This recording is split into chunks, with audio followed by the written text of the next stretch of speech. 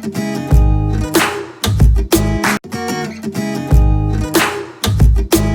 Everyone, welcome back to my YouTube channel easy English. मैं Shyam Mishra, English coach, corporate trainer, placement expert, आपका फिर से स्वागत करता हूं अपने चैनल इजी इंग्लिश में। आज हम बहुत ही इंपॉर्टेंट टॉपिक पे डिस्कस करने जा रहे हैं। ये इंपॉर्टेंट टॉपिक उस क्वेश्चन पे बेस्ड है जो लगभग हमारे देश में हर इंटरव्यू में पूछा जाता है, और वो इंटरव्यू का पहला क्वेश्चन होता है, tell me something about yourself. और अगर इसका आंसर आपने प्रॉपरली कर दिया, अच्छे से कर दिया, तो आपके सिलेक्शन के चांसेस बहुत ज़्यादा बढ़ जाते हैं। तो आज हम देखेंगे कि tell me something about yourself का आंसर हमें करना कैसे है, क्योंकि ऐसा देखा गया है कि बहुत सारे बच्चे tell me something about yourself का ट्रेडिशनल आंसर्स दे रहे हैं और आज भी दे रहे हैं। ट्रेडिशनल आंसर क्या है? ट्रेडिशनल आंसर है, thank you sir, I am XYZ, I am pursuing my Bachelor of Engineering from this particular college and from this branch. My father is working in this company. My mother is working or as housewife. My elder brother is pursuing his graduation या फिर he is doing some job in this company. My hobbies are singing, dancing, riding. तो ये जो answer है ये actual में traditional answer है जो आज की डेट में कंपनीज नहीं सुनना चाहती। कंपनीज बहुत स्पेसिफिक हो गई हैं, प्रिसाइज हो गई हैं, और वो अब चाह रहे हैं कि उनका टाइम जितना सेव किया जा सके वो सेव किया जाए, क्योंकि कंपटीशन बहुत बढ़ गया है। और ऐसे में कोई भी कंपनी ये अफोर्ड नहीं करती कि वो किसी गलत पर्सन को सेलेक्ट कर ले और उस सिलेक्शन प्रोसेस में उसका अननेसेसरली ज़्यादा टाइम वेस्ट हो। तो आपको भी थोड़ा प्रिसाइज और स्पेसिफिक होना पड़ेगा। कंपनी में HR जो आपसे सुनने आया है आपको वही सुनाना पड़ेगा। कंपनी का HR एक्चुअल में जब हायरिंग करता है तो वो स्किल सेट्स को हायर करता है, वो इंसान को हायर नहीं करता। इंसान के अंदर जो काबिलियत है, जो स्किल्स है, उसको हायर करता है। तो आपको भी अपना इंट्रोडक्शन उसी के बेसिस पे बनाना होगा जिससे आपकी स्किल सेट सामने ज़्यादा आए, आपका सोचने का तरीका उसको पता चले, आप कितने क्लियर हैं अपने भविष्य को लेके वो उसको पता चले, और उसको पता चले कि आज तक आपने क्या अचीव किया है। इसके बेसिस पे आपका होना चाहिए tell me something about yourself का आंसर।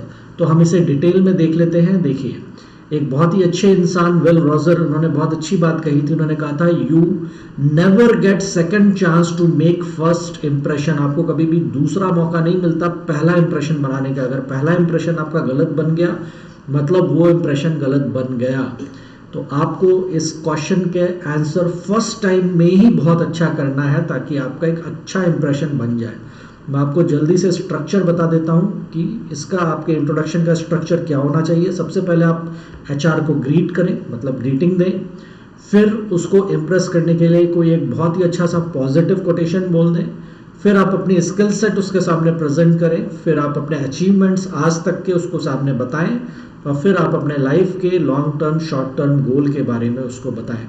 तो आपका इंट्रोडक्शन इन 5 चीज़ों पे बेस्ड होना चाहिए, greeting, quotation, skills, achievements and goals. हम इसको एक एक करके डिटेल में देख लेते हैं कि हमें ऐसा क्यों करना है और इससे क्या फ़ायदे हैं।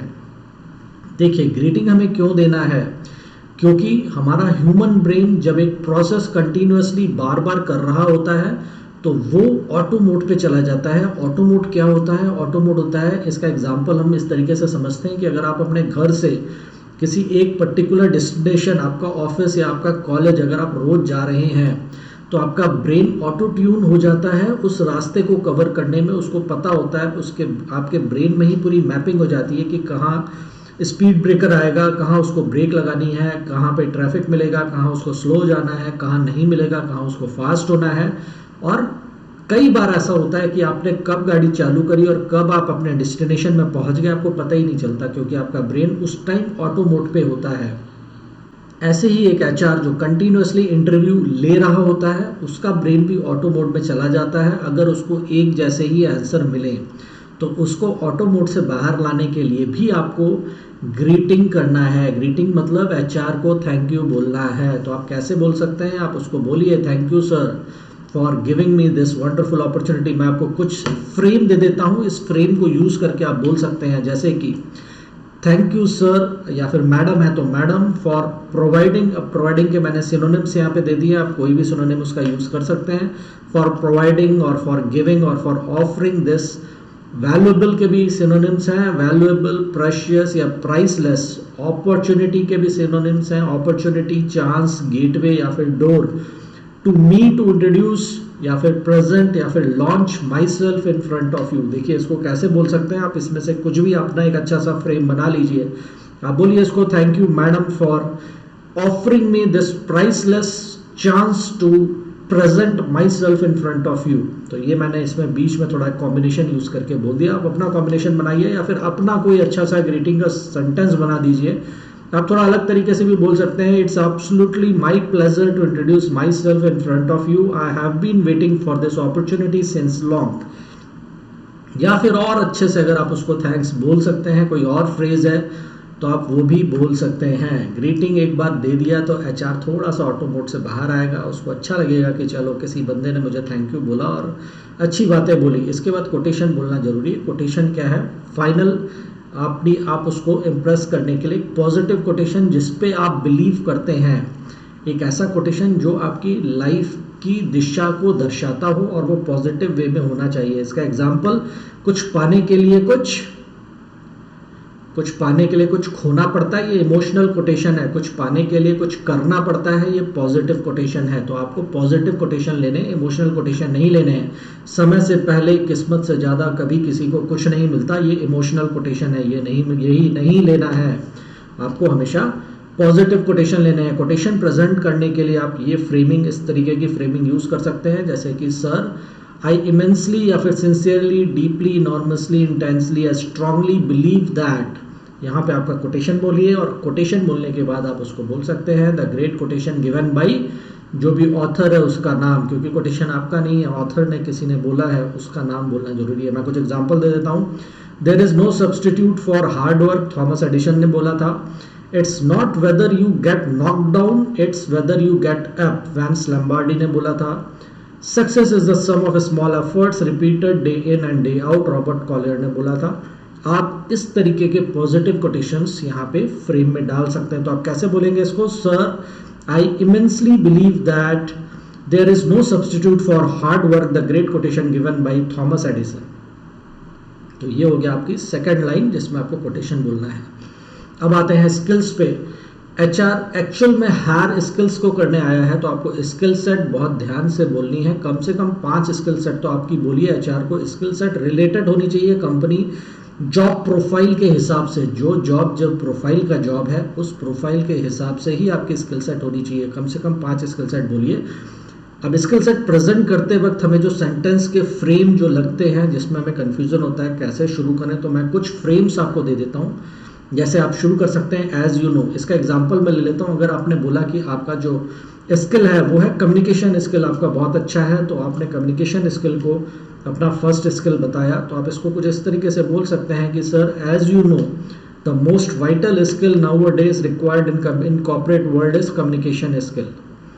तो इस तरीके से आप फ्रेमिंग यूज कर सकते हैं। या फिर आप और फ्रेम यूज कर सकते हैं, we all do agree on the fact that the vital skill in corporate world to excel is actually the communication skill. या फिर आप बोल सकते हैं this is well accepted truth that या well accepted fact that the communication skill is the most important skill nowadays in corporate. या फिर आप बोल सकते हैं as you will also accept that the creativity and innovativity is the most important. या फिर आप इसको ऐसे भी बोल सकते हैं as you will also accept that communication skill is most important nowadays in corporate world. या फिर बोलेंगे we all give our consent on the communication skill as the first important skill to be excel in the corporate world. इस तरीके से आप अपने skills present कर सकते हैं। तो आपको अच्छा, ये तो आपने स्किल को प्रेजेंट किया। अब स्किल को आपने स्किल का इंपॉर्टेंस बताया, अब आपको ये भी बताना है कि वो स्किल आपके अंदर है। तो इसका मैं एक एग्जांपल दे देता हूँ। देखिए, स्किल प्रेजेंट करने का 3 स्टेप प्रोसेस होता है। पहला स्टेप है, आप पहले तो स्किल के लिए प्रेजेंट करने के लिए एक अच्छा सा प्लेटफॉर्म बनाइए। देखिए, अगर आप किसी को गिफ्ट अगर देते हैं, अगर गिफ्ट अगर आपने ओपन में दे दिया तो उस गिफ्ट का उतना वैल्यू नहीं होता जितना उसका वैल्यू तब होता है जब वो गिफ्ट आप प्रॉपरली रैप करके उस पर स्टिकर लगा के उसको देते हैं बहुत प्यार से, तब उस गिफ्ट का वैल्यू बहुत ज़्यादा बढ़ जाता है। ऐसे ही आपकी स्किल सेट जो है वो एक्चुअल में गिफ्ट है एचआर के लिए, और ये गिफ्ट आपको प्रॉपरली रैप करके देना है। तो उसके लिए आप सबसे पहले प्लेटफॉर्म प्रिपेयर करिए, जैसे कि आपने बोला उसको, as we all understand that the most important skill nowadays is the communication skill. ये आपने प्लेटफॉर्म प्रिपेयर किया। प्लेटफॉर्म प्रिपेयर करने के बाद आपको अपनी स्किल्स प्रेजेंट कर देनी है। तो अब आपको बोलना है कि sir I have good communication skill, ये आपने स्किल प्रेजेंट कर दी। तीसरा स्टेप है इसमें जस्टिफाई इट। अब आपको जस्टिफाई करना है कि हाँ आपने जो बोला है वो सच है। तो आप इसको ऐसे भी बोल सकते हैं कि sir as we all do agree on the fact that the most important skill nowadays in corporate is communication skill, and I have good communication skill. You can easily judge by my way of speaking. Skill present करने के बाद अब आपको बताने हैं आपके achievements, आपके till time achievements क्या रहे। अचीवमेंट में आप इस तरीके से उसको शुरू कर सकते हैं। If I speak about my till time accomplishments या अचीवमेंट्स आई, अब यहाँ से आप अपने अचीवमेंट्स बोलिए। देखिए, अचीवमेंट अलग अलग तरीके के हो सकते हैं, आप इनमें से कुछ एग्जांपल्स ले सकते हैं। I was elected as school captain when I was in 12th class, या I was in class 12th, या फिर I won national level chess competition when I was in class 9th, I topped in my class during my 6th standard to 12th standard, या फिर आप बोल सकते हैं planned the college fest during my final year and I executed it well with the help of my powerful team. या फिर अगर आप कोई स्पोर्ट्स में आपने कोई प्राइज जीता हुआ है तो आप उसके बारे में भी बता सकते हैं। यह है आपका टिल टाइम अचीवमेंट्स। या फिर आपने कुछ गवर्नमेंट के लिए कोई काम किया हुआ है, कोई रिकॉर्ड बनाया हुआ है, सोसाइटी के लिए कोई काम किया हुआ है, उसको भी आप इसमें प्रेजेंट कर सकते हैं टिल टाइम अचीवमेंट्स में। जब आप कम से कम 3 से 4 अचीवमेंट्स तो बोलिए एचआर के सामने, मिनिमम 3 to 4 अचीवमेंट्स तो आप बोलिए। अचीवमेंट बोलने के बाद अब हमें आना है गोल्स। गोल लॉन्ग टर्म और शॉर्ट टर्म होते हैं। गोल्स पे आप ये ध्यान रखिए, बहुत सारे कैंडिडेट्स ये मिस्टेक करते हैं कि लॉन्ग टर्म गोल में भी शॉर्ट टर्म गोल ही बोल देते हैं। लॉन्ग टर्म गोल क्या है? जो आप अपने आप को रिटायरमेंट के आसपास करते हुए देखना चाहते हैं, अचीव कर लिए होना चाहते हैं, वो होते हैं लॉन्ग टर्म गोल। शॉर्ट टर्म गोल होते हैं जो आप आने वाले 5 से 10 सालों में अचीव करना चाहते हैं, ये होते हैं शॉर्ट टर्म गोल। मतलब शॉर्ट टर्म गोल आपके 5 से 10 साल के अंदर के होंगे, और लॉन्ग टर्म गोल आपके पुराने बहुत ही आगे के गोल होंगे। 50 साल से ऊपर में जो भी आप अचीव करना चाह रहे हैं वो होंगे लॉन्ग टर्म गोल। कोशिश करिए लॉन्ग टर्म गोल सोसाइटी से रिलेटेड या सोशल कॉज से रिलेटेड हो, जिसमें आप रीपे कर रहे हो सोसाइटी को, इस तरीके के लॉन्ग टर्म गोल हो। और शॉर्ट टर्म गोल आपका होना चाहिए कि जिस कंपनी में आप इंटरव्यू दे रहे हैं वैसी कंपनी में आपको जॉब चाहिए, इस टाइप का आपका शॉर्ट टर्म गोल होना चाहिए। तो आप इसको कैसे बोल सकते हैं? आप बोल सकते हैं टू स्ट्रीमलाइन या to rationalise, to freeze my future professional journey I have taken या आई हैव चूजन या फिर I have opted my long term goal या फिर शॉर्ट टर्म गोल। ये फ्रेम आप यूज कर सकते हैं, या ऐसा ही कोई आपका फ्रेम आप यूज कर सकते हैं। या फिर आप बोल सकते हैं टू बी मोर स्पेसिफिक या more precise, more explicit about my future life, I have finalised या I have fixed, I have locked my long term goal या फिर शॉर्ट टर्म गोल एज। तो आप अपना लॉन्ग टर्म और short term goal इस तरीके से बना लीजिए। जैसे कि अगर मुझे बोलना होगा तो मैं बोलूंगा to be more specific about my future life, I have locked my, I have finalised my long term goal as I will open an old age house for senior citizens because I want to repay on their contribution what they had given during their entire life to the society.